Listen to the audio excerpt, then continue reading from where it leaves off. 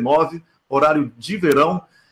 Eu estou falando a partir de Estocolmo para um live muito especial, uma transmissão ao vivo, onde eu, o Rômulo Maia, que está na Suíça, Miguel do Rosário, no Rio de Janeiro, um convidado para esta entrevista, o Kiko Nogueira, do Diário do Centro do Mundo, também participa, e nós vamos entrevistar dois senadores agora não posso mais nem dizer dois senadores do PMDB, mas eu posso falar que são dois senadores atuantes e que estão lutando pela democracia no Brasil, pela restauração do Estado Democrático de Direito no Brasil. Cátia Abreu e Roberto Requião.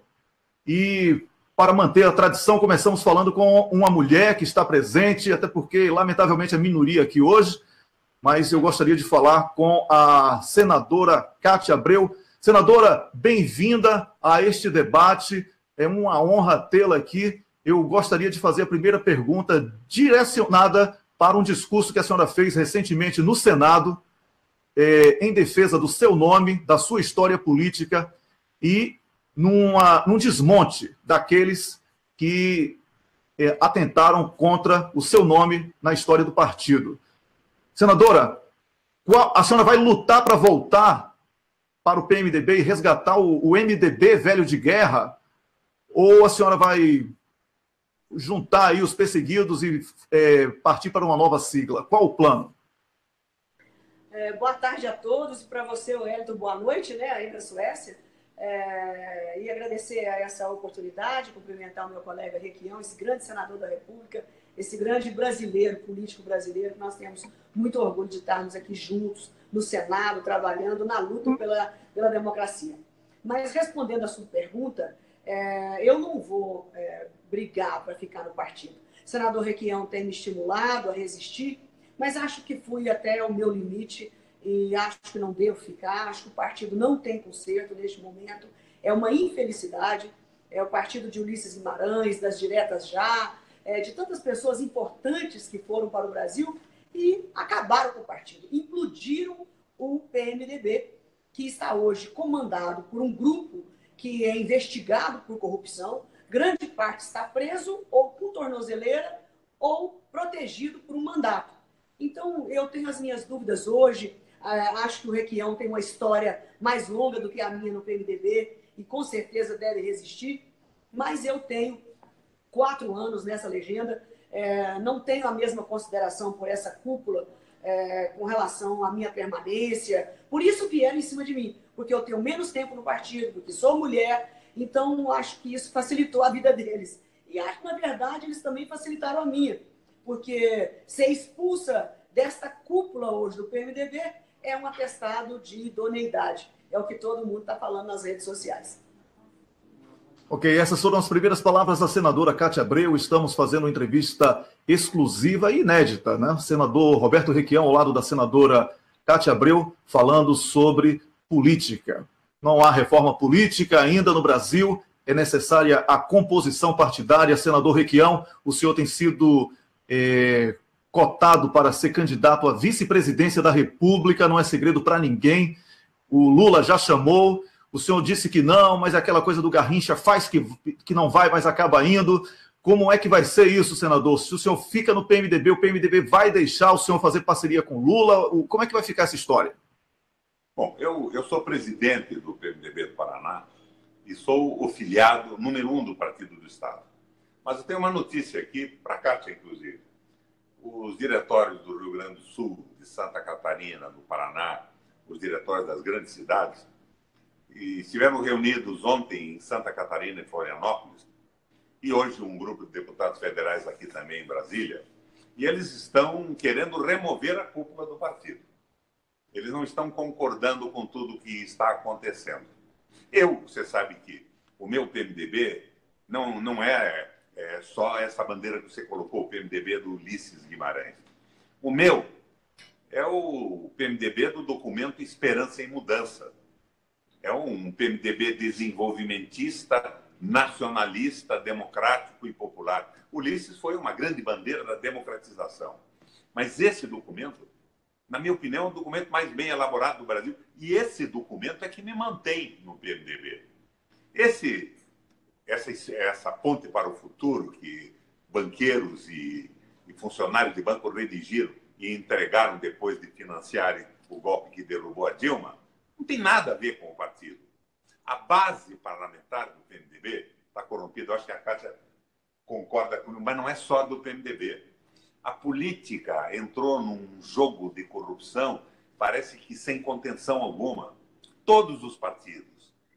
E o que nós vemos é que, em determinado momento, a Operação Lava Jato começa, e eu fui um dos que elogiaram a operação, mas ela passa a ter um foco que era só o foco do Partido dos Trabalhadores. Então, ela já tinha uma direção muito clara. Não é um movimento de combate à corrupção. É um movimento de combate a raízes nacionalistas do PT e que acabaram tentando, até agora com sucesso, destruir aquela base nacionalista e democrática do movimento Esperança e Mudança, do velho MDB de guerra. E eu estou nesse jogo como um militante. Eu estou nisso praticamente desde que nasci, Wellington. Talvez você não saiba, a Kátia certamente não sabe também, mas o primeiro partido operário do Brasil foi fundado em 1890, no dia seguinte da proclamação da República, por um grupo de imigrantes italianos, alemães, franceses e operários brasileiros no Paraná, em Santa Catarina, no Rio Grande do Sul e em São Paulo. Então, eu tenho uma tradição familiar pelas políticas sociais. É um partido muito interessante.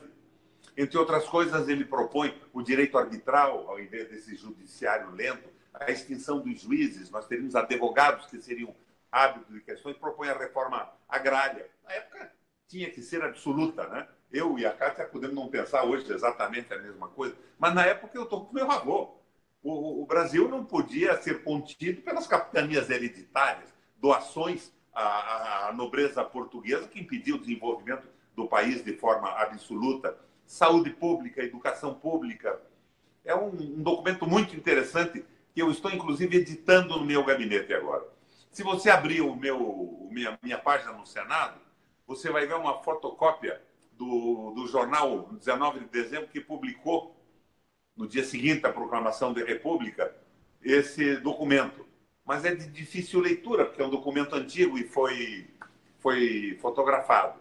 Então, eu datilografei isso, estou fazendo um livreto e vou dar publicidade a isso a partir de agora. Agora, o fundamental é que, na minha opinião, o juiz Sérgio Moro se fascinou com os Estados Unidos. Ele vai uma vez por mês para os Estados Unidos, ou mais do que isso. E, provavelmente, recebe lá homenagens incríveis. Muito provavelmente, remuneração econômica.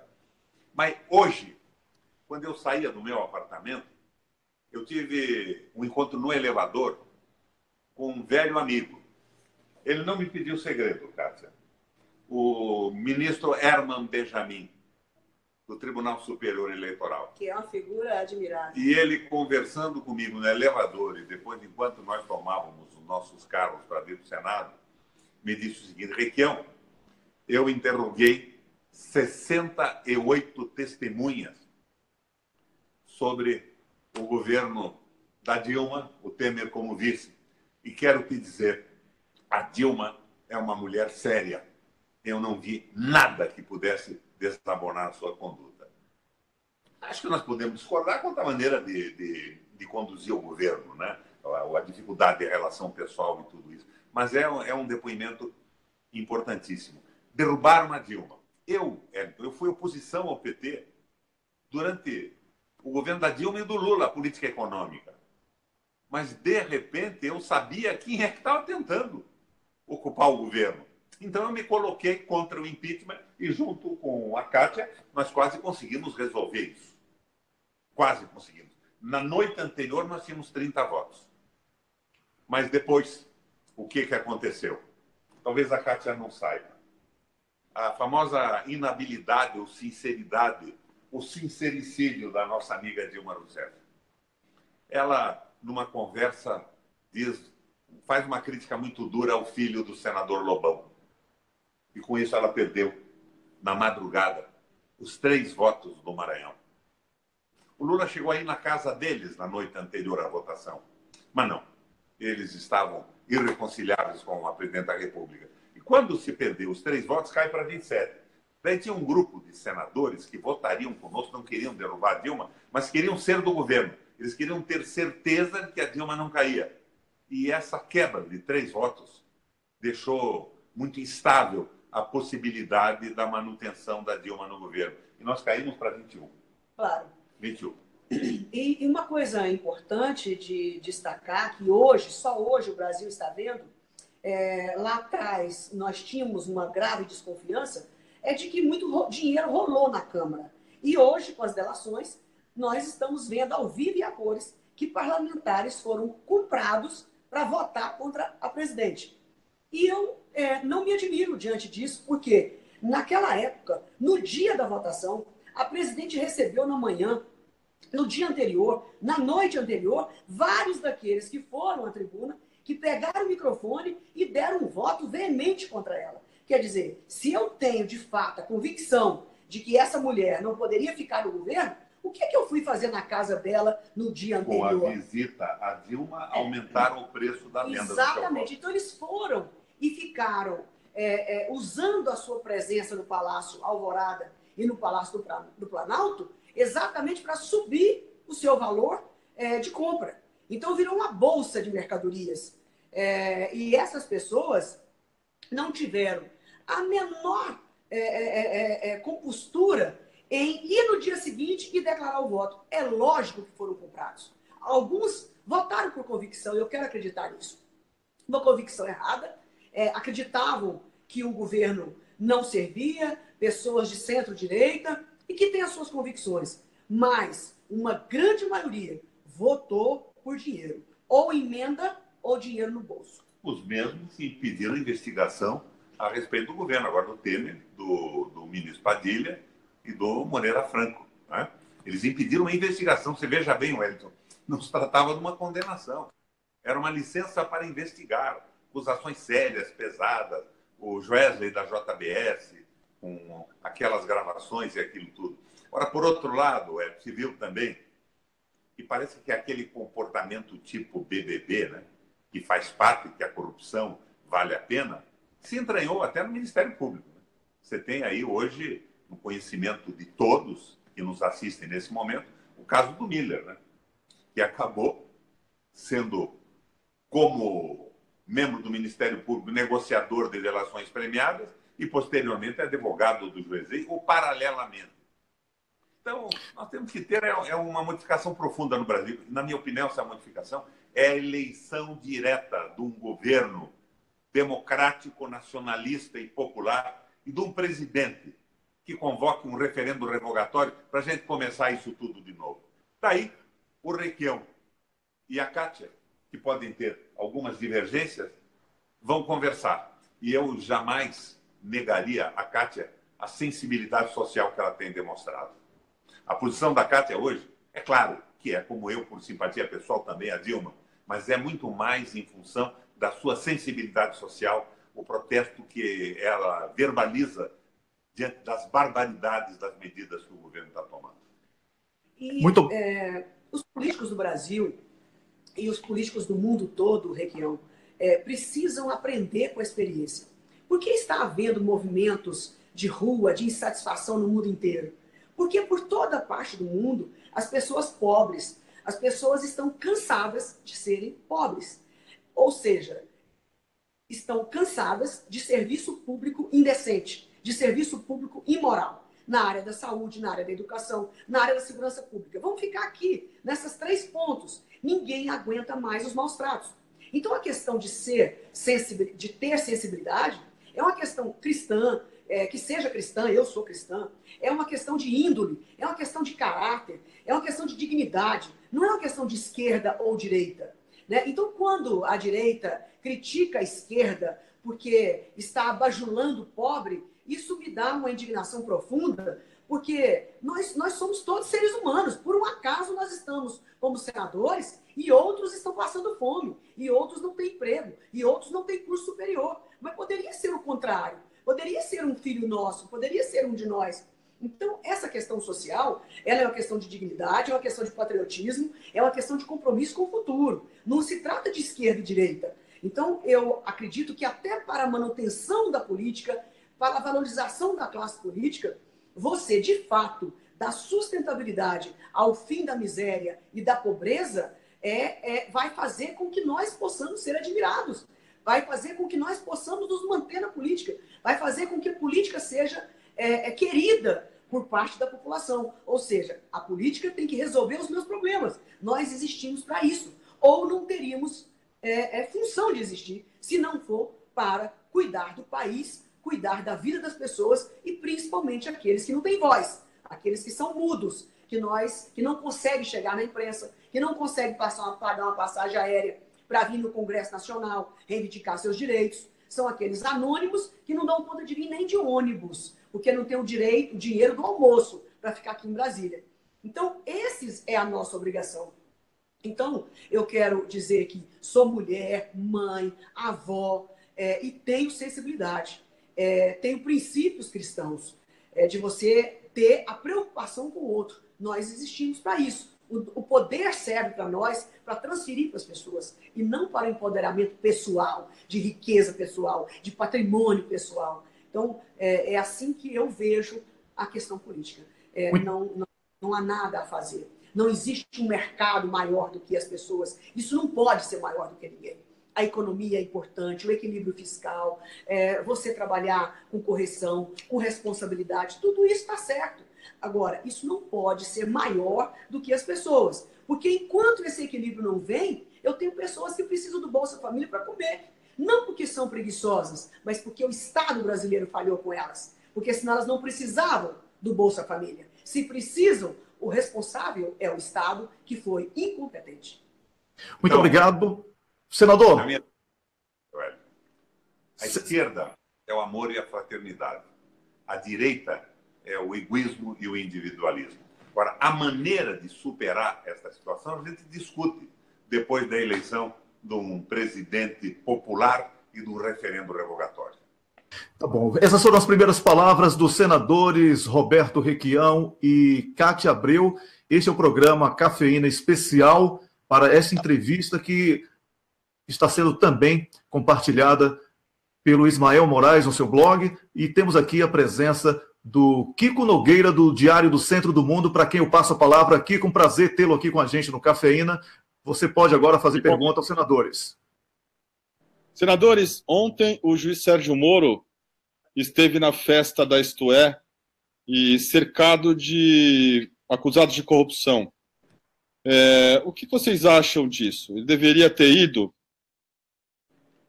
Eu, pessoalmente, acho que não. A visão que eu tenho do juiz é a visão de equilíbrio, é a visão da equidistância das partes. E eu conheço o Moro há muito tempo. Em primeiro lugar, não é agenda CIA, mas o Moro foi, acredito eu, apanhado um pouco pela vaidade. Ele se apaixonou pela economia americana. Ele vai para os Estados Unidos, vai para os 60 Minutos, que é o grande programa norte-americano, é convidado para palestras, muito provavelmente, muitas delas remuneradas, e bem remuneradas, né, Cátia? Porque a forma como esses lobistas vão cooptando essas personalidades do judiciário, da política, do Ministério Público, eu acho que não deveria ter ido jamais. Outro dia eu vi num blog, não sei se não foi no seu, é uma fotografia do Eliot Ness e do Al Capone, e a pergunta embaixo, diante de uma fotografia do Aécio e do juiz Sérgio Moro, com a cabecinha quase encostada, trocando sorrisos. O Eliot Ness faria uma foto dessa com o Al Capone? Iria jantar com essas personalidades? Participaria de uma mesma cerimônia? Depois das acusações do Temer, o Moro pode receber o título de brasileiro do ano junto com o presidente, que é o presidente acusado da década. São coisas absolutamente inexplicáveis. É vaidade e uma postura política de um liberalismo norte-americano que não tem nada a ver com o Brasil. Respondendo à sua pergunta, nós estávamos acostumados com um judiciário que sempre se comportou com muita discrição e muita reserva. É o que se espera, porque se um juiz manifestar suas posições publicamente, ele pode ter constrangimento no futuro diante de um determinado julgamento. Então, por que eu nunca tive vontade de ser juíza? Porque eu não combino com esse modo de vida. Nós dois, né? Nós dois não combinamos. Então, retido, contido, poucas amizades, círculo pequeno, isso faz parte dessa profissão. Então, por isso nunca quis ser juíza, por isso quis ser política, por isso sou psicóloga, porque eu gosto de conviver com as pessoas, eu gosto do debate, eu gosto da discussão, eu gosto de participar, eu gosto de falar, por isso estou aqui no parlamento. Então, cada qual escolhe a profissão que combine mais com a sua vida pessoal, com a sua vocação. Então, Corte Suprema, desde da primeira instância até a Corte Suprema, é uma vida difícil, é uma vida que tem que abrir mão de muitas coisas, né? De um círculo grande de amizades, né? de conviver em festas, em palestras, em dar sua posição a cada minuto. Faz parte do jogo, faz parte dessa profissão. E isso tem que ser respeitado. Isso não pode ser diferente. Eles não podem querer competir com o legislativo. Não pode querer competir com o parlamento. Porque parlamento, o próprio nome já diz, é lugar de falar. E lá, nas cortes, nos juizados, é lugar de julgar. Não é lugar de debate, não é lugar de discussão. Cada um dá a sua opinião e acabou. Juiz é o equilíbrio, nós somos a participação. Exatamente. E diz a Bíblia, não és quente nem frio, és morno e de minha boca te lançarei. Eu acho que nós temos lados. E o nosso lado, com algumas divergências quanto à condução da economia, é o lado da fraternidade, é o lado da sensibilidade social e da necessidade brutal de mudança da política e do domínio do capital financeiro no mundo. O famoso capital vadio, capital que não produz o botão de uma roupa, a peça de uma máquina, mas que vive da rolagem das dívidas das pessoas, das dívidas públicas, tentando dominar o mundo sem gerar um emprego, sem inovar na tecnologia. O Papa Francisco, em Davos, deu o recado. Capital é bom. Se ele é investido numa fábrica, num projeto de serviço, se ele inova a tecnologia, se ele cria emprego, se ele viabiliza a vida das pessoas. Mas o capital vadio, esse capital estéril, não pode governar o mundo. Não se pode servir a Deus e a Mamon. Acho que já falamos sobre isso num programa com você, Wellington. Mamon, Bíblia, não é nem outro Deus, nem o diabo.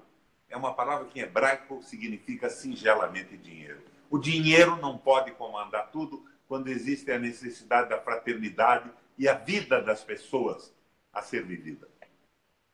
Ok, estamos falando com os senadores Cátia Abreu e Roberto Requião. Este é o programa Cafeína Especial, que está sendo transmitido também simultaneamente com o Diário do Centro do Mundo. Eu gostaria de avisar o Kiko Nogueira que o público do Facebook está reclamando do som. Mas, para quem está com dificuldade no som, recomendamos que vá ao YouTube e também no blog. Sim. É mais do que isso. Na verdade, o Facebook caiu a transmissão. Ele está já reprisando o que passou. Então, tem que começar uma nova live, o DCM, no Facebook. Tá bom, então. Está avisado lá, tá? Tá bom, então o pessoal já está avisado. A transmissão continua nas páginas dos blogs, inclusive o blog do Ismael está transmitindo também. O Ismael acabou de mandar uma mensagem para mim. O cafezinho.com está transmitindo e o Diário do Centro do Mundo certamente vai fazer a correção para que possamos ampliar o alcance dessa transmissão. Eu vou passar a palavra agora para o Miguel do Rosário, que é o editor do blog O Cafezinho. Miguel, é com você agora. Obrigado, Wellington. Senadores, boa noite, boa tarde. Hoje, pela manhã, houve houve uma série de conduções coercitivas ocorridas em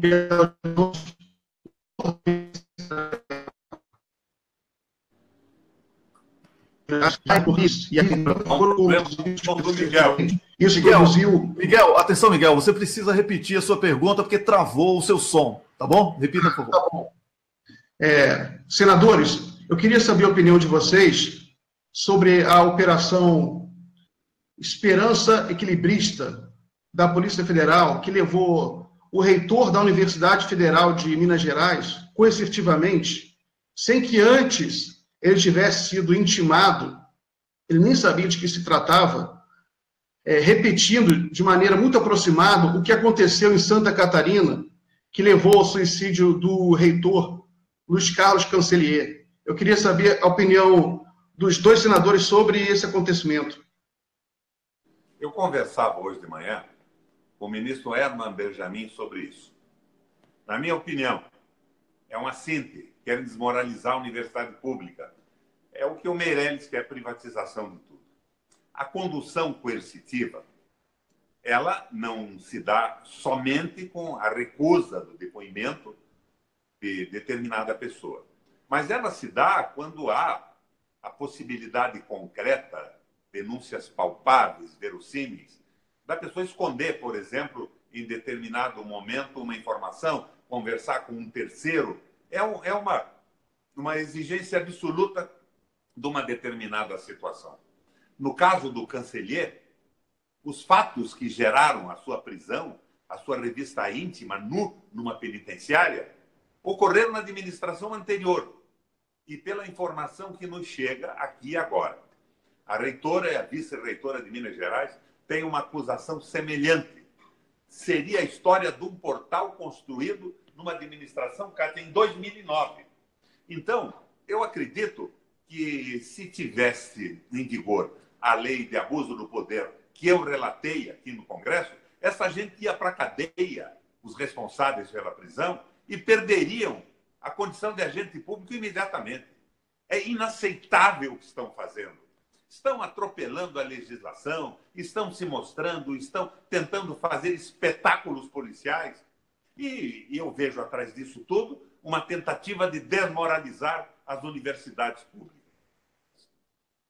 Eu não acompanhei este último caso de Minas Gerais, cheguei do Tocantins agora há pouco, e sinceramente não acompanhei. O Santa Catarina, eu fiquei simplesmente horrorizada com o que lá aconteceu. Uma pessoa da maior credibilidade e admiração de toda a universidade, não é possível que, de repente, essa pessoa se transformasse numa pessoa tão maligna assim à faculdade, ao ponto de ser presa coercitivamente e levar esse homem à desmoralização pública e ir até ao suicídio. Então, eu acredito que, de fato, essa questão de querer desmoralizar a Universidade Federal do Brasil é uma questão gravíssima e concordo com o Requião no que diz respeito ao abuso de poder que não pode existir. Eu votei a favor do projeto dele, do seu relatório. Foi um relatório muito bem feito. Todo mundo conhece Requião, a sua credibilidade. Não fez por causa de A ou B, de direita, de esquerda, de partido A ou B. Não, ele fez a punição ao abuso de poder que não pode existir no Brasil, não só no judiciário. Não pode existir em nenhum setor. E eu fico muito admirada de perceber pessoas que são contra o relatório do Requião, e isso significa que são a favor do abuso de poder. Agora, dizer por tudo e a toda hora que qualquer projeto que essa casa faça que vai prejudicar a Lava Jato, isso não é verdadeiro, isso não é honesto com a população. Então, reprimir a Lava Jato não precisou da lei do Requião, não precisou do relatório do Requião, bastou substituir a Polícia Federal, a substituição da Polícia Federal, nós já estamos vendo as coisas mudarem bastante. Então, eu acho uma certa dose de hipocrisia, de chantagem emocional, e que isso não funcionará e não pode funcionar num país democrático. Punir abuso de poder tem que ser punido em todas as instâncias, em todas as esferas, do município até a União. Desde o agente de contas do município, do fiscal de contas, do município, do Estado, da União, o parlamentar, qualquer agente público, qualquer pessoa que se valha do seu cargo público para se colocar acima das outras pessoas, oprimir e prevalecer do seu cargo humilhando outras pessoas. É o tal do você sabe com quem está falando. Pode ser juiz, promotor, arrecadador de rendas, parlamentar, e é esse o espírito do projeto. Eu fui o relator e aqui no plenário do Senado eu fui o primeiro a elogiar a Operação Lava Jato. Aliás, não só eu elogio a Operação Lava Jato. vocês podem acreditar ou não, mas numa quinta-feira dessas eu almocei com o Lula em São Paulo e ele me disse o seguinte: Requião, eu jamais serei contra a Operação Lava Jato. O que eu não quero é discriminação e direção. Jamais vocês verão um pronunciamento meu contra a Lava Jato e a punição dos corruptos no Brasil. Estamos falando com os senadores Roberto Requião e Cátia Abreu. Este é um programa Cafeína especial com a participação também do colega do DCM, Diário do Centro do Mundo, Kiko Nogueira. Ouvimos o Kiko, o Miguel do Rosário aqui do Cafezinho. E agora vamos ouvir o Rômulus Maia, que está na Suíça. Rômulus. Boa tarde, senadores. Aqui na Suíça já é noite, então boa noite também para quem está desse lado do mundo. Senadores, ao me preparar para essa entrevista, eu notei que há uma coincidência, mais uma entre várias, entre vocês dois. Os dois, atualmente, ou já há algum tempo, são as forças propulsoras de medidas que visam a estender o princípio republicano ao Poder Judiciário e ao Ministério Público. A senadora Cátia Abreu é a cara da luta contra os supersalários e o senador Requião é a cara da Lei Cancelier, da Lei contra o Abuso de Autoridade. Então, eu queria perguntar para os senhores, com relação a cada um desses projetos, respectivamente, quais são os maiores obstáculos hoje para o andamento deles e qual é a perspectiva, se é favorável ou desfavorável para a sua aprovação. Rômulo, obrigada pela pergunta. Boa noite aí para você da Suíça.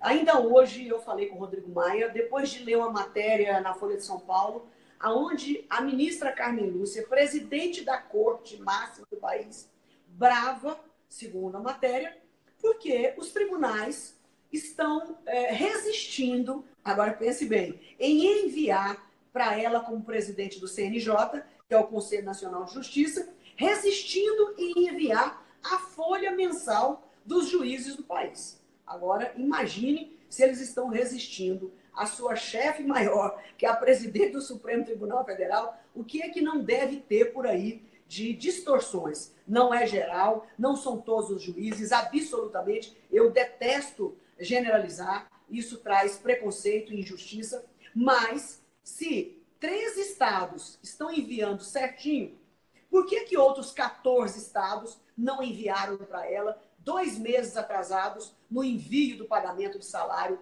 dos juízes? Em seguida, li essa matéria, me comuniquei com Rodrigo Maia, presidente da Câmara, que eu tenho uma boa e saudável relação com ele, cobrando dele isso, porque fizemos um sacrifício no Senado, foi votado por unanimidade, enviamos para a Câmara. Qual é o problema? Qual é a dificuldade de fazer cumprir a Constituição? Porque aqui entre nós, eu vou ser muito franca, essa relatoria dos supersalários, ela foi totalmente inútil. Não precisava dela, porque a Constituição é claríssima, cristalina, transparente, ao dizer que tudo é salário, que não chega a citar todos os pagamentos.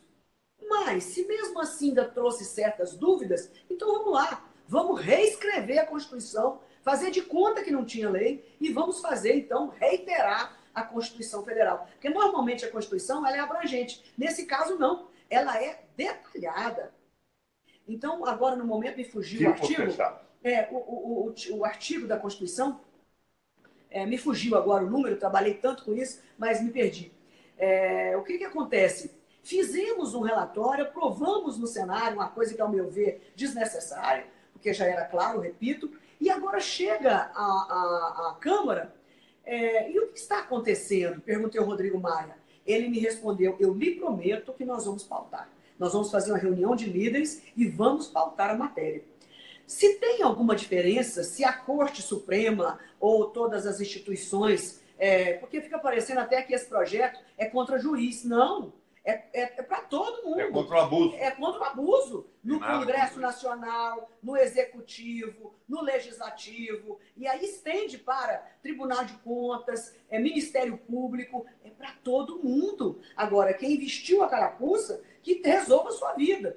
Agora, tem que fazer justiça. Em 2012, a presidente Dilma estabeleceu, tanto que na época o vice-presidente Michel Temer perdeu metade do seu salário que ele recebia à época, porque estava além do limite. Então, praticamente, todos os servidores então públicos... Foi isso, né? Foi. Que causou a revolta dele? Talvez tenha sido isso que deixou ele bravo com a Dilma. Bem lembrado. Então, o que acontece? Em 2012 isso foi feito. Em 2013, Renan Calheiros fez no Senado, com mão de ferro. Com mão de ferro e estabeleceu o limite.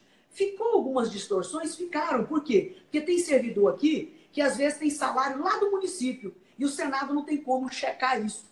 Mas aqui dentro, isso foi resolvido definitivamente. Em seguida, a Câmara dos Deputados também fizeram a mesma coisa. Fizeram valer com os seus servidores o teto. Então, se por um acaso o Judiciário ficou sem fazer esse dever de casa, mas ainda está em tempo. Todo mundo errou, mas vamos corrigir rápido. O CNJ é para isso, para corrigir essas distorções. Agora, baseado numa única liminar, ou seja, monocrática, claro, de um ministro da Corte, trouxe um prejuízo de alguns bilhões de reais para o Brasil. Porque em cima daquela liminar, tribunais de justiça e tribunais de contas do país e outros demais acharam-se no direito de retroagir nesse direito e receberam milhões atrasados, em tese, de auxílio moradia. Agora, os congressistas têm auxílio moradia? Tem, mas da seguinte forma, eles também podem ter, mas desde que isso não venha para a conta salário, que eles prestem conta com o recibo do aluguel da imobiliária, que de fato estão morando de aluguel.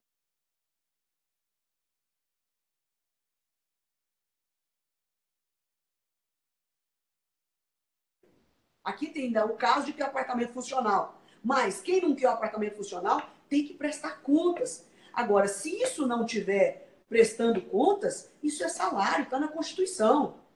Auxílio doença. Eu tive no meu gabinete a desagradável experiência de ouvir de um membro do Ministério Público Federal que ele não poderia ficar na fila do SUS, porque o trabalho dele é tão importante e o tempo dele é tão importante que ele deveria ter um tratamento especial e que o seguro-saúde deveria ser pago dentro do salário por isso.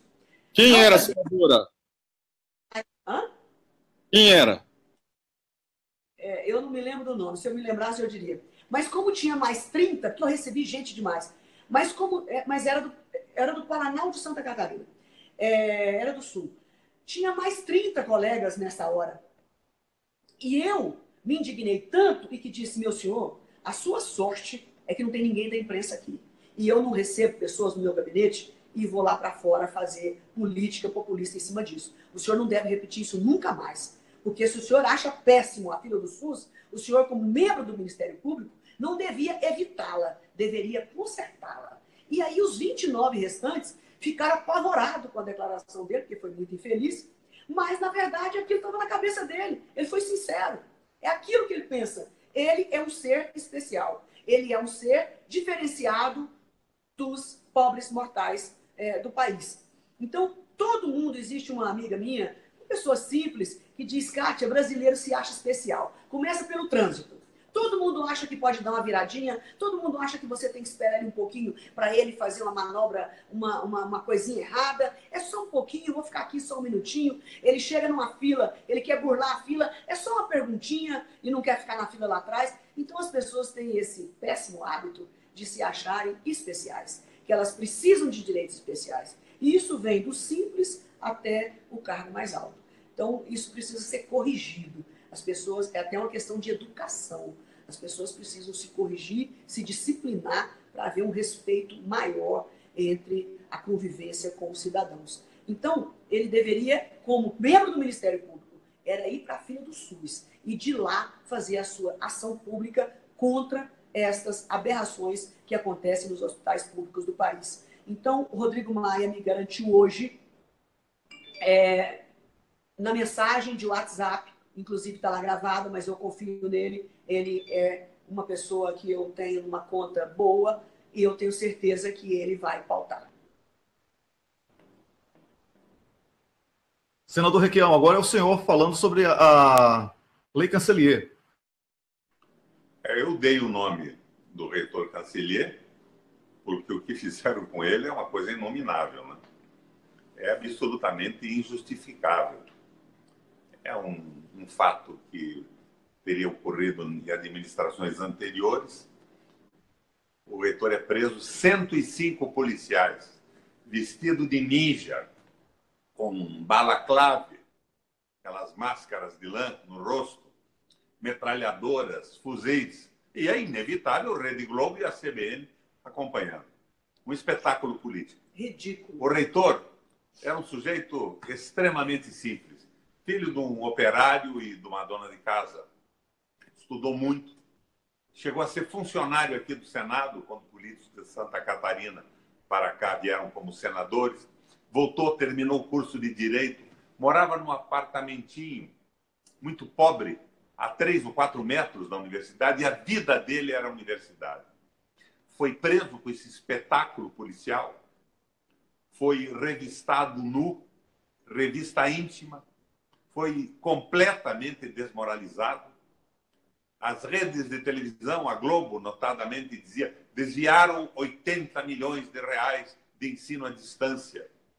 80 milhões foi a soma total transferida para a universidade durante 10 anos. Se desviaram alguma coisa, sei lá, que se puna quem desviou. Mas humilharam de tal forma o reitor que ele deixa um bilhete dizendo que ele tinha morrido no dia da sua espetacular prisão. Não aguenta a pressão, foi proibido de entrar dentro da universidade e se joga do 7º andar de um shopping center. E agora se repete a mesma coisa em Minas Gerais, com a reitora e a vice-reitora, também se atribuindo a tal depoimento coercitivo a um fato ocorrido numa gestão anterior. Eles estão brincando com o Brasil. Querem criar esse clima de que todo político, todo administrador público de universidade ou não é corrupto. Eles enlouqueceram. E nós temos que pôr um freio nisso. Freio e bridão. Que não atrapalhe as investigações. Porque nós temos que aprofundar a investigação contra a corrupção, sim. Mas isso tudo está servindo de biombo para o entreguismo do Brasil. O ataque contra as universidades me parece uma coisa deliberada naquela linha do Meirelles, da privatização das universidades públicas do país. Eu gostaria de pedir a oportunidade de falar aqui um assunto que eu acho que merece observação e atenção de todos. Nós estamos aí vivendo a Lava Jato, muitas pessoas presas, algumas por merecimento, deverá ter algumas injustiças, mas é difícil fazer um trabalho deste tamanho e que algumas injustiças não sejam cometidas. É muito difícil que isso não aconteça. Mesmo porque mexe com as vaidades dos órgãos, de pessoas. Então, isso tudo é possível. Agora, o que mudou no sentido de que os partidos políticos continuem indicando cargos, pessoas, para lugares inusitados? Inusitados. O que político quer indicar diretor de agência regulatória? Qual é o objetivo disso? O que isso traz de voto para ele? Porque a nossa mercadoria, vamos assim dizer no final, é agradar o eleitor que nos elegeu. É dar uma satisfação ao eleitor, fazer um bom trabalho, desempenhar bem nossas funções. Agora, o que faz com que eu indicando um diretor da agência X vai repercutir na minha vida pública? É o comércio com os interessados na agência. Exatamente. Então, isso vai trocar agora os diretores da Agência Nacional da Água, que eu tenho um carinho especial por essa agência. Eu acho ela muito limpa, eu acho ela muito bacana, muito técnica. E agora vai vir 3 indicações. E depois eu vou comentar publicamente sobre essas indicações. Então, começa pelas agências, as companhias, Conab e demais. O que político quer com pessoas nesse lugar? O que um político quer indicando a vice-presidência de um banco? Me diga. Sinceramente, eu acho isso de um risco tão alto que eu seria capaz, tranquilamente, de recusar um cargo desse para mim. Eu prefiro que isso seja feito uma escolha tradicional, uma escolha profissional, uma escolha técnica, com critério, gabarito e pessoas de carreira. E se for alguém de fora, tem que ser da carreira do setor. Então, indicar vice-presidente de banco é arrumar apartamento com 51 milhões de reais. É encontrar dinheiro em falcatrua. Não tem outra explicação. Por bons motivos, não é. Não, eu quero ajudar na administração do banco. Conversa para boi dormir. Aproveitar essa expressão, já que eu sou do campo.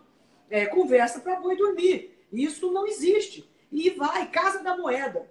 O que você quer, Requião, indicando alguém para ser diretor da Casa da Moeda? Me conta, o que isso traz de benefício na carreira de um político, no seu desempenho pessoal? Foi eleito para isso, fazer jus ao seu salário, a responsabilidade das pessoas. E aí vai, eu poderia citar aqui dezenas e dezenas de cargos inexplicáveis. Você pegar um político ou um partido político e entregar para ele a responsabilidade de uma parte do governo. Partido A, você tem especialistas, a maioria dos seus deputados se dedicam à saúde, então nós queremos um projeto e o seu partido vai cuidar da saúde. Não significa necessariamente que tem que ser um ministro deputado, em que pese pode até ter um técnico deputado, mas não necessariamente tem que ser um político.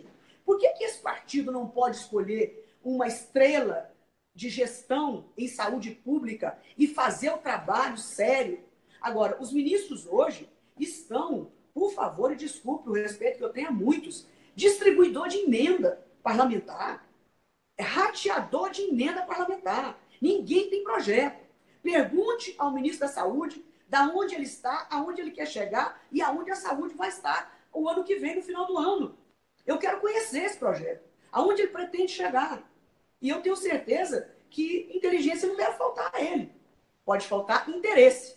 Então, eu não quero só focar na saúde, mas a maioria dos ministérios do Brasil, e não é só da agora, vamos ser bastante sinceros, viraram distribuidores de emendas parlamentares. E há um lado mais trágico ainda, Wellington, que é o parlamentar que tem o munus da indicação do membro da agência reguladora e que vende esse munus para as empresas que deveriam ser fiscalizadas. Eu acho que recentemente houve uma denúncia em torno disso. Indicações sendo vendidas por dominadores, coordenadores, presidentes de partido político. Então, em modos e rebus, né? Eu acho que a indicação deveria ser política, mas não partidária. O que é política? Política é uma palavra que vem do grego polis, ao qual se acrescenta um sufixo ou um infixo ico ou ica, que transforma substantivo em adjetivo. Então, política é a administração da cidade, por extensão do Estado e da nação. Tudo é político. Agora, a politicagem, a política partidária, o sujeito colocado num cargo público para prestar serviços para determinados interesses de determinadas pessoas. O caminho disso tudo é a transparência absoluta. Eu, particularmente, não sou simpatizante dessas agências reguladoras, porque se não são vítimas da indicação politiqueira, acabam sendo propriedade das pessoas que deveriam ser fiscalizadas. E, na verdade, Ricky, um ponto crucial e fundamental disso tudo, quando eu falo de agências e de ministérios que viraram distribuidores de emendas parlamentares para o seu partido, eu até admito que eles não têm uma culpa completa. Por quê? Porque o país não tem um projeto. Não existe um projeto de país. Então, eu fui escolhida ministra da Agricultura. A senhora conhece do setor? Conheço do setor. Mas aqui tem um projeto, minha senhora. Então, a senhora vai ter que seguir. Nós queremos ser produtor de carne bovina até tantas milhões de toneladas, queremos atingir o mercado tal, nós queremos que nessa área seja priorizado a pecuária extensiva, mas nós queremos também priorizar, quer dizer, não existe, eu estou dizendo o exemplo do agro, porque é o que eu vivi nos últimos 20 anos. Quem está administrando e projetando o agro é exclusivamente a iniciativa privada. Se hoje o setor chegar hoje no presidente da República e perguntar o que o senhor quer de nós, ele não tem o que dizer. Financiamento de campanha. Financiamento. Não passa disso. Ele não tem o que dizer. Chama o setor da mineração. Senhor presidente, o que o senhor espera do nosso setor? Onde é que o senhor quer chegar? Onde é que o senhor quer chegar? É o Brasil chegar. Né? Então, esse projeto de país, há muitos anos que nós não vemos. Tivemos todos os problemas que conhecemos com o governo militar, tirando essas tragédias e as coisas difíceis, terríveis que aconteceram, mas foi o último projeto de país que o Brasil teve. Tanto que, na década de 80, exato, nós tínhamos uma produção industrial superior à da Malásia, da Tailândia, construímos da as ferrovias, China e da Coreia do Sul. Construímos as ferrovias, né? Fizemos obras importantes no país, quer dizer, tinha um planejamento de Estado. Então, como não tem um planejamento de país, por consequência, a grande maioria dos estados do Brasil também não tem. Vão levando o governo de empurrão, do jeito que dá. É o mercado persa dos favores exatamente. eleitorais. Então, essa aqui fica com você, essa secretaria com você. Não, mas espera aí, e o governo? O governo vai chegar aonde? No final do... Vou prestar contas. Cheguei no final do meu mandato. O meu projeto foi cumprido? Eu vim agora de uma reunião importante nos Estados Unidos, em New Haven, que fica próximo de Nova York, 70 quilômetros, a convite da Fundação Lehman. E lá eles convidaram mais ou menos 20 brasileiros. Tinha ministro do Supremo, tinha governadores, ex-governadores, tinha 2 senadores, eu e Ricardo Ferraço, presidente de empresa importante, como a Natura, estava lá. Quer dizer, foi um grupo selecionado para discutir, durante 3 dias, gestão pública, em especial, gestão de pessoas. Um número interessante. Nos Estados Unidos, o presidente da República eleito tem 4.000 cargos da sua livre nomeação. No Brasil tem 12.000. Com a população menor que os americanos, talvez a metade. No meu Tocantins, no meu estado Tocantins, que tem 1,5 milhão de habitantes, o governador tem 18.000 cargos comissionados.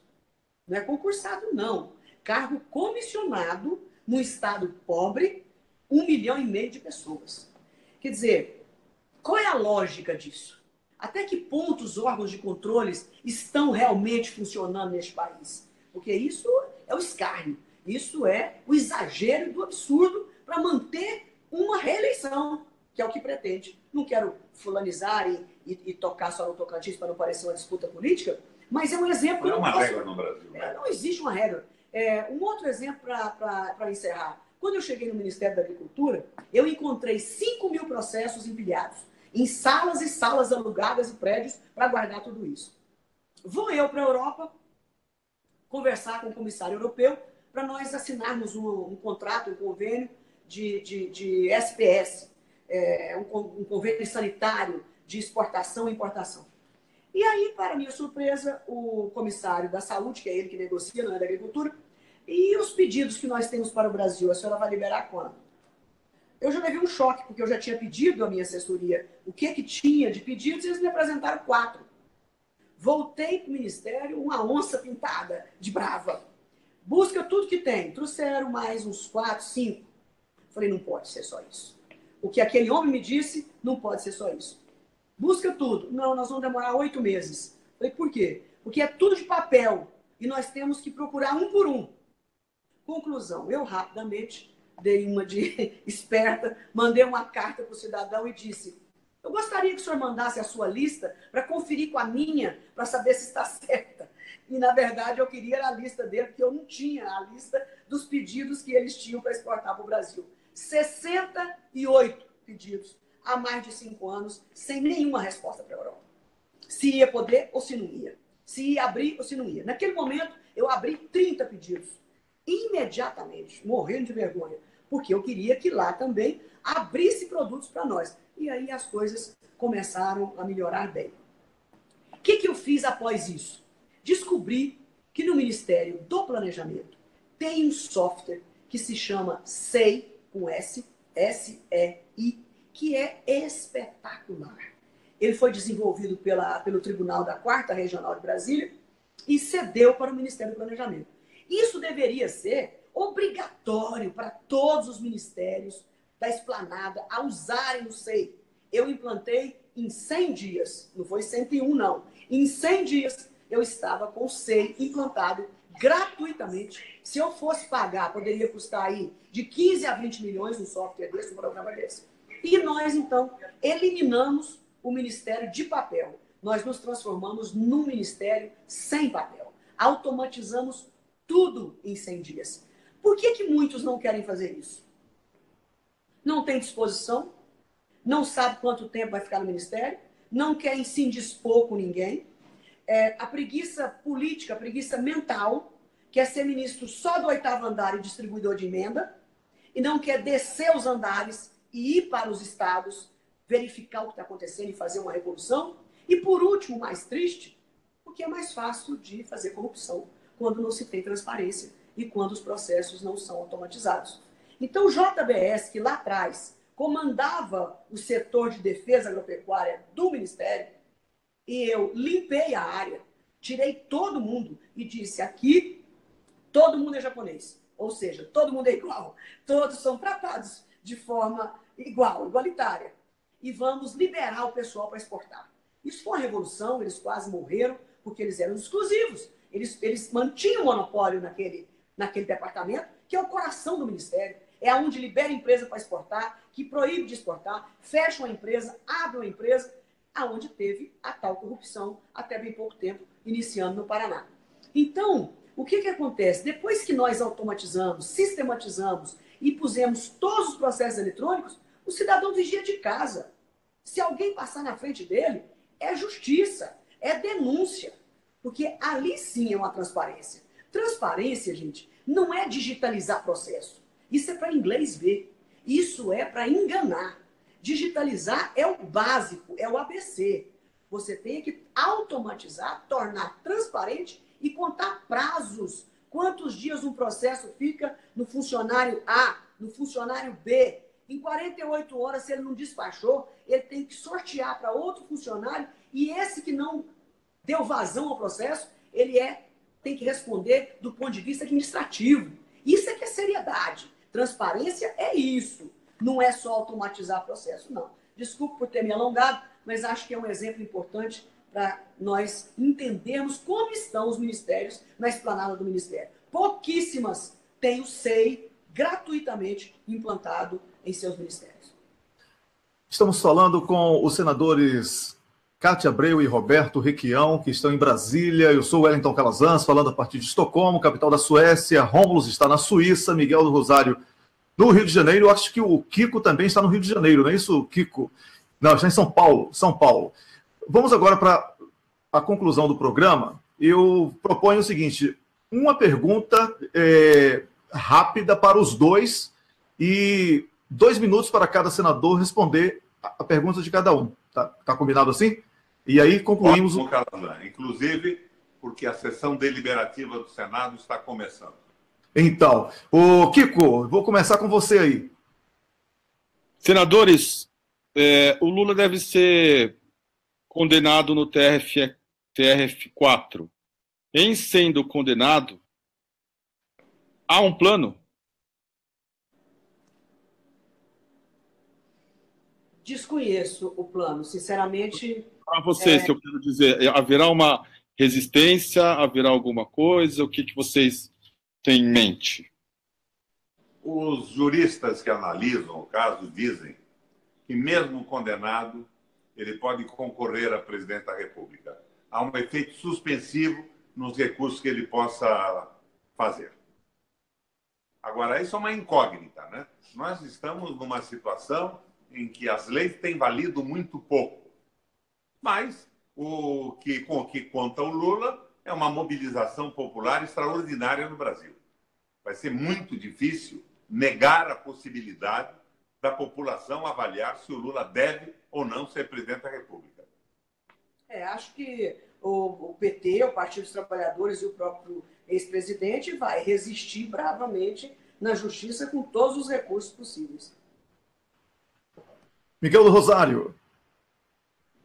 Senadores, recentemente foi publicada uma pesquisa da Oxfam, uma organização inglesa, junto com Datafolha, dizendo que mais de 70% dos brasileiros acham que o Estado deve deve procurar reduzir a desigualdade entre ricos e pobres.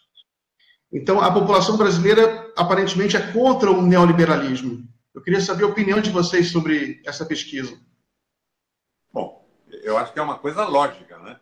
Você não podia imaginar que a população brasileira, uma população pobre, uma população morena, uma população parda e negra, e conforme a música do Caetano, alguns brancos que de tão pobres são quase pretos, ia querer aprofundar a discriminação de renda e a distribuição da riqueza. É lógico isso. O Brasil não tem uma visão de direita. Agora, você sabe que o risco que nós corremos nessa situação é que surja um nacionalismo de direita xenófobo e que aconteça aqui mais ou menos o que aconteceu nos Estados Unidos com o Trump. Depende do comportamento dessas lideranças pela direita e o apoio que eles têm da grande mídia. Mas nós estamos aqui para combater essa possibilidade. Olhando a pesquisa, depois da mudança de parâmetros do Banco Mundial para avaliar a pobreza, que saiu de $1 para $5 dia, você imagina o que aconteceu com os números no Brasil. Eu acho os $5 muito justo. $1 é uma coisa ridícula. Quando o dólar sobe, ótimo, mas em tese, em números absolutos, é um número pequeno. Então, passar para 5 não é nenhum horror. Mas, quando você vai contabilizar quem ganha $5 por dia, aumentamos muito mais o número de pobres no Brasil.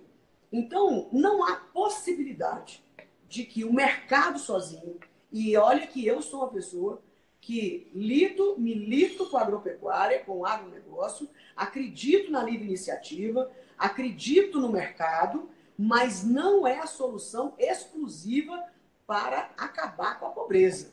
O mercado sozinho, ele não tem essa sensibilidade, ele não tem essa obrigação, na cabeça deles, a obrigação deles é gerar riqueza e vai gerando emprego. E enquanto isso, não se preocupa como essas pessoas vão estar vivendo até o emprego chegar. Eu pergunto isso, está muito bonito. Eu também acredito que o emprego vem da iniciativa privada. Eu acho que a iniciativa privada é geradora de riquezas. Mas, até que tudo isso aconteça, o que nós vamos fazer com a grande parte da população que não tem, às vezes, 2 refeições por dia? Vamos deixando acontecer, morrer, a míngua, nós vamos para a barbárie. Então, a população está correta. Ela não vê uma luz no fundo do túnel. Então, o túnel para ela não é o mercado. A luz no fundo do túnel é o governo, é a política. Isso ninguém pode negar. As pessoas, quando estão fragilizadas, não bate na porta de empresa, bate na porta dos poderes, seja do executivo, prefeitura, estado ou do legislativo. As câmaras de vereadores, principalmente, que mais sofrem, as assembleias legislativas. Então, essa resposta da população, ela está mais do que correta. O Estado brasileiro tem falhado com a população, porque se não tivesse falhado, não tinha pobre. Se tivesse criado alternativas de oportunidade, não tinha pobre, isso é muito simples. Então, a população conta com o Estado. Eu não acho que o Estado é a solução de tudo. Não, não acho isso. Mas não existe na história do mundo retomada do desenvolvimento depois de uma crise sem a participação do Estado. Não há possibilidade. A Alemanha saiu com a participação, uma aliança entre grandes empresas e o Estado. Os Estados Unidos, com o New Deal, saiu com uma influência pesada do Estado, grandes investimentos. O Japão saiu para o Keidanren, que foi uma participação do Estado com as grandes empresas. O Estado existe para isso, para evitar o desequilíbrio. Essa história de liberalismo é uma coisa absolutamente estúpida, que só pode ser vir da cabeça de pessoas absolutamente ignorantes da história e da economia ou de corruptos que estão tentando vender o país hoje. Nos Estados Unidos mesmo, com Obama, chegou um ponto na questão da saúde que teve que criar o Obamacare. As pessoas estavam morrendo à míngua na rua. Quando a General Motors quebrou, ele estatizou a General Motors, recuperou e depois privatizou novamente. Mas se não fosse a intervenção do Estado, a empresa símbolo dos Estados Unidos teria falido, fugido. E, na verdade, também, Fernando Henrique, quando acudiu os bancos, como chamava aquele episódio? Proer. Então, aí estava certo? Aí, nessa hora, o Estado pode acudir. Pode acudir banqueiro quebrando, mas não pode acudir pobre morrendo. Então, isso não tem populismo nessa palavra, não.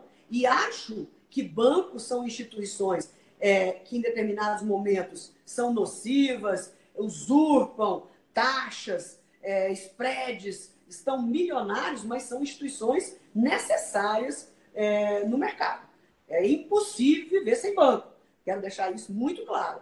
Na minha opinião, não há como viver sem banco. Só estou dizendo do ponto de vista individual. Banco salva, ninguém diz nada, todo mundo aplaude. Agora, quando vai salvar com Bolsa Família ou com programas sociais de moradia, de saúde, aí está tudo errado, é dando esmola. E esse povo vai ficar preguiçoso e não vai trabalhar mais. Essa é a lógica. A minha avó, que nasceu no Brasil 15 dias depois do nono e da nona chegada da Itália, em Antonina, no litoral do Paraná, ela dizia para mim: Roberto, nunca vi enterro de anão, cabeça de bacalhau e banqueiro honesto. Eu acho que o povo brasileiro pensa como pensava a minha avó. É verdade. Um dia, só para complementar essa história da sua avó, Jorge Gerdau, um grande empresário do país que todos conhecem, está aí até numa certa dificuldade com a justiça, mas ele me disse que para o céu tem uma escada. Lá no topo da escada está a agricultura. Abaixo do topo da escada está a indústria. Abaixo da indústria está o comércio. E no chão está os bancos. Mais longe do céu. Então, boa coisa ele não quis dizer sobre isso. Pois é. Agora, a última pergunta do Rômulus, para os dois senadores Rômulus, e se despedindo também, tá? Combinado, Wellington. Eu queria fazer uma pergunta para a senadora Cátia Abreu, mas que eu também vou incluir o senador Requião. Bom, senadora, a senhora, durante o governo Lula, era uma vocal líder da oposição. Depois a senhora foi ministra do governo Dilma e hoje é uma vocal crítica do governo que está aí, que usurpou o poder da presidente Dilma. Não há nenhuma crítica nessa trajetória, isso é a política. Mas eu pergunto para a senhora, dada a circunstância eleitoral que se desenha aí, em que parece que no ano que vem vai haver um candidato do lulismo, possivelmente Lula, mas nós ainda não temos certeza, um candidato da extrema-direita Bolsonaro e um candidato que vai tentar ser vendido como centro, que é o candidato do PSDB, para continuar a agenda neoliberal. Pelas respostas que a senhora deu aqui hoje, eu penso que eu já sei para qual desses três a senhora tenderia, mas eu queria perguntar, para confirmar, para qual, nessa perspectiva dessa escolha entre esses três, para qual a senhora tenderia. E aí eu perguntaria, para incluir o senador Requião na resposta, se o que seria decisivo para a senhora escolher seria ter Requião como vice de Lula. O senador, muito habilmente escapou da conversa, da pergunta que o Wellington fez no início, enrolou e não falou se ele estaria disposto ou não a ser vice do Lula. Mas essa é a minha pergunta, senadora. Se o senador Requião como vice de Lula, isso faria a senhora decidir por esse campo? Olha, eu vou falar com você com muita franqueza, assim, com muita sinceridade, sem nenhum tipo de brincadeira. Eu preferia ter a condição de votar no Requião para presidente da República. Nós temos muitas divergências ideológicas. Nem tantas, mas algumas importantes. Mas nem por isso eu teria dificuldade de viver com a divergência. Eu não tenho a pretensão de ter um presidente da República que pense 100% como eu. Eu quero ter alguém correto, alguém que defenda o Brasil, que tenha sensibilidade com a área social, com as pessoas que mais precisam, e que queiram levar o país adiante e cuide do desenvolvimento do país. Ele foi governador do Paraná e governador de sucesso, porque se não fosse isso, ele não estava em primeiro lugar na pesquisa para o governo. Então eu quero dizer, e já disse para ele várias vezes, se ele encontrasse um partido, saísse do PMDB, ele teria muitas condições de ser um grande candidato a presidente da República. Então, como vice, eu acho que quem tiver o Requião de vice está ganhando na loteria, na Mega Sena sozinho. Minha gente, eu tenho uma visão um pouco diferente disso tudo. Eu estou com 76 anos de idade, venho de longe, como dizia o Brizola. O meu interesse maior é ter um candidato a presidente da República viável. O Lula é o candidato viável hoje. Ele tem uma popularidade fantástica no Nordeste do Brasil, está crescendo no Sul, cresce a cada dia que um erro mais do Temer e desse governo terrível, sacrifica a população. Mas eu gostaria de ter um projeto de governo. O que você disse, Kátia, um projeto de governo. O que é que nós queremos para o Brasil? Quais são aqueles objetivos nacionais permanentes? O modelo de governo, o modelo de economia, os bancos colocados numa posição que não seja de absoluto domínio, como eles têm hoje. Eu fui oposição à política econômica do Lula, fui crítico, e fui crítico isoladamente no Senado Federal. O PSDB apoiava, o PT ia de arrasto, e eu dizia que aquilo estava errado. Depois fui crítico da política da Dilma. Mas antes disso, eu votei no Lula todas as vezes que ele foi candidato, porque eu achava que nós precisávamos ter uma mudança. Essas elites econômicas, esses candidatos a presidente patrocinados pelo dinheiro, não levariam o Brasil a lugar algum. E votei na Dilma também. Sou amigo pessoal dos dois. Fui crítico da política econômica. Eu acho que, acima de tudo, Calazans, um projeto para o Brasil. E tendo um projeto para o Brasil, nós estaremos num bom caminho. Fora isso de ser candidato ou não, é absolutamente secundário. Exatamente. Eu acredito nisso e tenho dito no Tocantins. Sou pré-candidato ao governo. Mas, para mim, isso não é questão de vida ou morte. Candidatura e vitória é questão de vida. Não vou me matar para ser governadora do Tocantins. Terei grande orgulho. Senadora, para que partido a senhora vai? Como? Para que partido a senhora vai? É mais uma coisa secundária hoje no país. Estou aqui fazendo algumas avaliações. Está havendo uma revolução na base do PMDB. O pessoal se reuniu em Santa Catarina, hoje mesmo alguns deputados federais se reuniram. Essa hegemonia absoluta do Jucá está sendo contestada. E o Jucá, nessa viagem que fez à China, agora numa van, que levava o Colombo, a Gleisi e outros parlamentares, ele declarou mais uma vez: o Requião não pode ficar no comando do PMDB do Paraná. Na minha opinião, quem tem que deixar o comando do PMDB nacional é quem está comprometido com uma política liberal que deu errado no mundo, que quebrou a Europa inteira e que, morta, quase um zumbi, pede asilo no Brasil. E aceita, Kátia, por algumas pessoas que acreditam nela, poucas, e por um bando de corrupto que imagina estar ganhando muito dinheiro com isso. Nós precisamos mudar o comando do partido, porque a base do PMDB é muito boa. Excelente. Como é boa a base do PT, as bases partidárias não tem nada a ver com esse BBB da corrupção que se estabeleceu no Brasil. Eu queria uma mudança forte do PMDB, um programa de governo. Mas, repito, hoje, me perdoa o Ciro Gomes, o candidato mais viável do ponto de vista do enfrentamento do neoliberalismo e do entreguismo é o Lula. Mas não pode ser aquele Lula de ontem. Não pode ser o Lula com o liberalismo do Meirelles, com aquela composição no Senado. Precisamos ter uma mudança eu não digo de pessoas, porque tem muita gente boa no Congresso Nacional, uma mudança de comportamento do Congresso. Uma reforma política renovaria o Congresso. Mas a reforma política que estão propondo é só tapeação.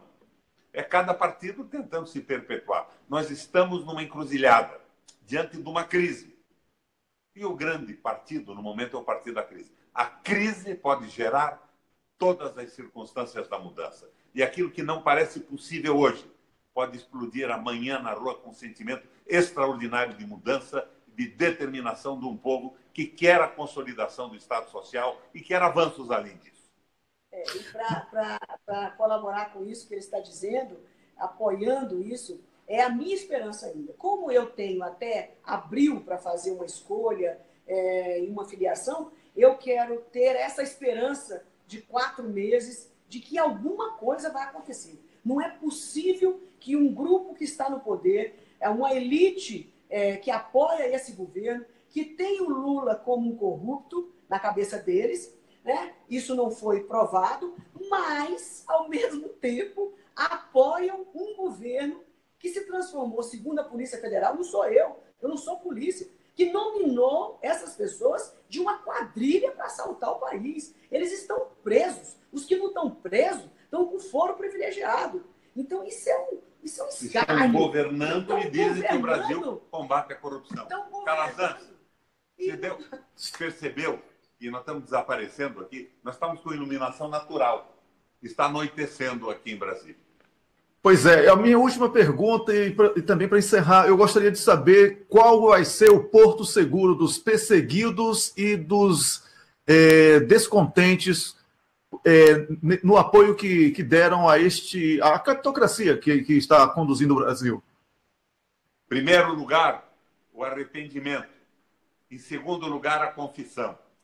Depois vem a penitência. E só então o perdão. É o código canônico, Calazans. Senadora.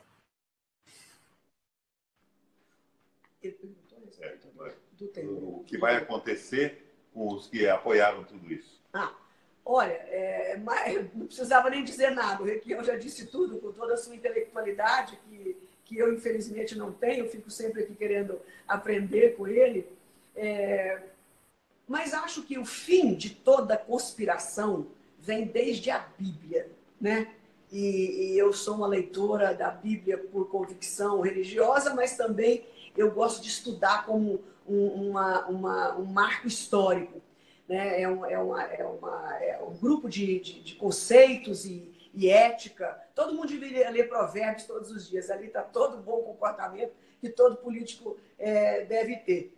Eu acho que essas pessoas que erraram até aqui propositadamente, de má fé, de má intenção, essas pessoas serão amplamente castigadas nas urnas o ano que vem. Eu não acredito que o país não vá punir essas pessoas que agiram de má fé, que fazem de conta que nada aconteceu, continuam muitos com as mesmas práticas. Não posso provar, não tenho provas, mas nós sabemos que muita coisa continua do mesmo jeito. Então, eu acredito que tem a população... muito apartamento com 50 milhões de dólares. Muito apartamento com dinheiro, muito apartamento com dinheiro. Tem muita conta lá fora. Tem preso governando, ajudando a governar o Brasil. Quem é que não sabe que o Cunha ainda indica o ministro, secretário de governo, não sei nem como é que chama isso, o que cuida da política no Palácio do Planalto? Quem é que não sabe que foi o Cunha que indicou? Quem é que não sabe que foi o Cunha que mandou ele defender o Michel? Ele está defendendo o Michel da cadeia e o seu preposto, a voz do Cunha no Congresso Nacional, é um tal de Marum, que virou ministro. É o mesmo que o Cunha está sentado naquela cadeira. Então, quando nós enxergamos que o Cunha, lá de dentro, está dando as cartas fortemente, o que nós podemos esperar deste país para o ano que vem? Apenas uma reação forte da classe política de boa-fé, de espírito público, como esses que estão se rebelando no PMDB do sul do país, mas que isso pode contaminar de norte a sul, e entender o PMDB que não basta ter um presidente qualquer para orgulhar o partido. Não pode ser qualquer presidente que orgulhe um partido. Não é porque é presidente do PMDB que eu me amordaçar. Eu não tenho mentalidade subdesenvolvida e temor à polícia e à presidente da República. Não tenho medo. Fui desmamada no tempo certinho. Aguento oposição e situação. Para mim não tem diferença. Meu trabalho não diminui em nada. Sou a mesma pessoa, tenho orgulho do meu mandato. Se puder ser governo, farei bem feito, vou trabalhar naquilo que acredito. Na oposição, é mais simples ainda o trabalho. Muito obrigado, senadores Cátia Abreu, Roberto Requião, por essa entrevista. Kiko Nogueira, do Diário do Centro do Mundo, Miguel do Rosário e Rômulo, meus colegas aqui do Cafezinho. Um grande prazer, foi um bom debate. As portas estão abertas para que possamos ampliar em outras oportunidades. Eu agradeço. Muito obrigado. Calazans, a Rakitana funcionou. O teu hangout funcionou muito bem. Nós temos aqui no Senado um rápido de 80, 90 megas. É muito bom. Disponha desse espaço quando quiser conversar com os senadores. Pode utilizar o equipamento e o gabinete. Um abraço aos 4. Valeu a entrevista. Obrigado. Um abraço a todos e muito obrigado pela oportunidade. Parabéns pelas perguntas. Muito obrigado. Às 19 horas voltamos com Cafeína, segunda edição, com novos debates. Até lá.